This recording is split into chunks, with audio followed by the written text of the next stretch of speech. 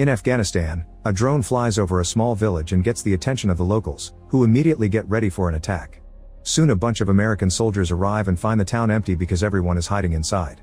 The team keeps moving, and when they find a suspicious man with a bomb, they immediately surround him, threatening to shoot him if he doesn't drop his weapon. At first the man tries to ignore the threat, but when he sees the soldiers mean it, he takes out a gun which forces the soldiers to instantly kill him with a few shots.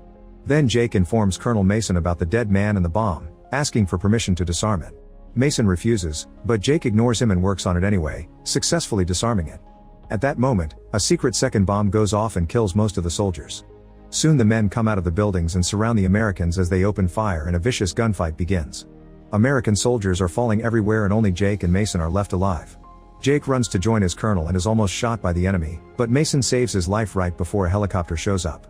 5 years later, Jake is trying his best to deal with a new life as a civilian while taking medicine for his PTSD. His new job is at an auto shop owned by Earl, where he has to work extra hard to deal with some entitled clients. After work, Jake goes home to spend his time with his family.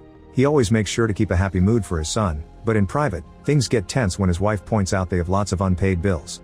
However, Jake promises to take care of it like he always does. When Jake puts his son to bed, he shares a picture and a story about his old squad and the fact Mason was at the hospital when the baby was born. Jake laments not having spoken to Mason in a while, and when the kid asks if he ever killed anybody, Jake dodges the question. The next day, Jake goes to work and finds a group of gangsters claiming that Earl owes them money. When Jake tries to kick them out, the leader Fresh sends his men to beat him up, but Jake easily defeats them all with a wrench. Fresh makes him stop by showing him his gun, then he leaves with his gang after promising a round 2 in the future.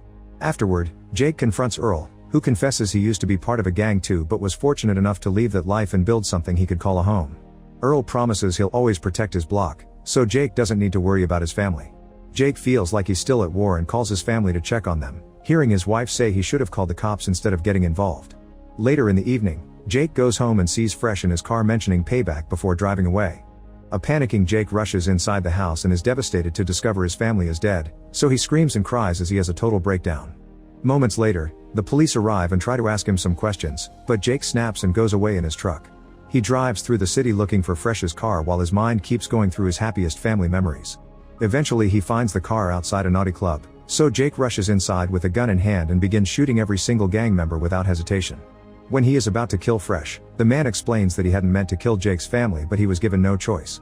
This doesn't change Jake's mind and Fresh gets shot too. 5 months later, Jake is serving time in prison for his crime and his PTSD gets worse as he spends most of his day picturing Fresh killing his family.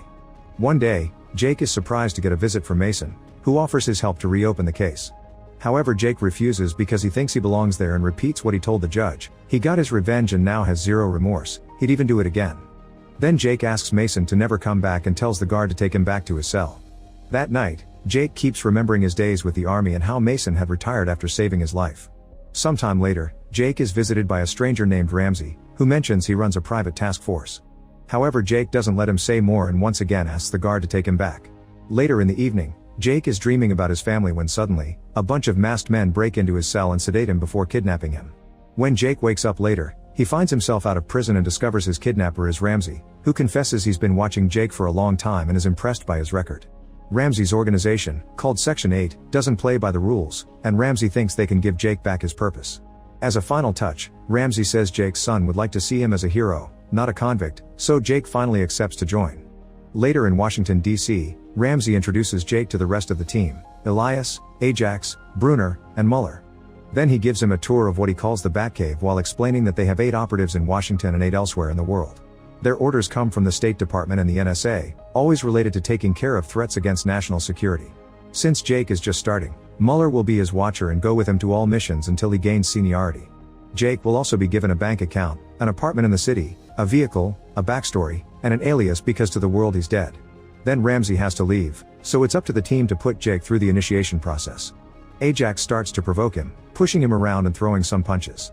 Jake refuses to fight and does his best to dodge them all, but Ajax becomes so aggressive that he makes Jake snap. He pushes Ajax to the floor and almost stabs him in the eye with a pen, but suddenly a memory of his family flashes in his mind and he calms down. Then Jake leaves, and a frustrated Ajax points out that Jake has shown fear and that means he doesn't belong with them, but Mueller disagrees. Sometime later, Jake and Mueller get on a plane and discuss Jake's first mission. The target is a man called Castillo, a defense contractor that also works as a weapon dealer. Recently he's put his hands on some dangerous schematics that he'll sell to the Russians, so Jake's job is to retrieve the schematics and kill Castillo and his men. Jake realizes they're essentially a group of assassins and doesn't look forward to killing again. In the evening, the duo makes it to Mexico, where they find Castillo about to make the exchange with a Russian negotiator in a warehouse. While Castillo and the Russian argue, Jake sneaks around and discreetly kills a guard. The noise makes both gangs think the other is setting them up, and this turns them against each other, so their argument soon escalates into a full gunfight. The gang members begin dying one by one and even make a car explode, which causes the fight to finally stop. Then Jake comes out and kills every survivor before looking inside the car, where there are two very scared women. Jake ignores them and takes the schematics before leaving. Later at the base, Ramsey scolds Jake for compromising the integrity of their mission by leaving those two women alive.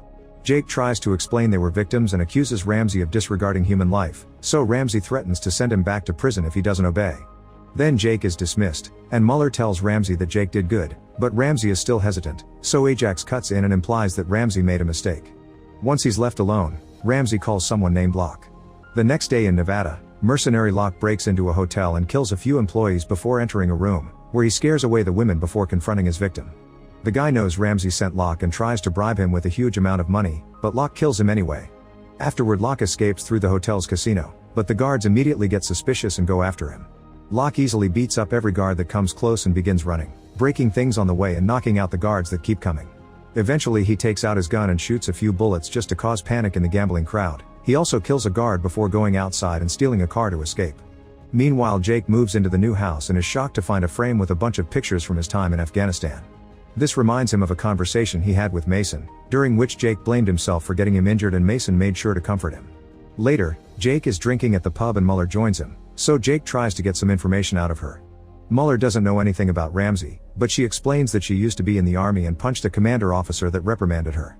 Sometime later, Ramsey gives them their new mission. They must retrieve domed digital information about a sensitive case and kill Senator Graham, who is a traitor to the country and has paid many people to stay free. Security will be very strict, so Ramsey reminds everyone, especially Jake, that they must fight back. A few hours later, the group makes it to Graham's event in California disguised as landscapers. Mueller sneaks inside to kill all the guards she can find, and eventually security learns of the situation, so they take Graham away in a van. While Mueller hacks the senator's computer, Jake chases after Graham, shooting a few bullets to no avail. The van is too fast for him, so Jake takes a shortcut by jumping over a hill and manages to block the road. A guard tries to fight him, but Jake quickly kills him before approaching Graham, who begs for his life while saying he has a family. Jake is suddenly overwhelmed with memories and decides to let Graham live. However, the team shows up and Ajax kills Graham before reminding Jake not to hesitate. Later at home, Jake struggles with his guilt and cries while looking at pictures and drinking.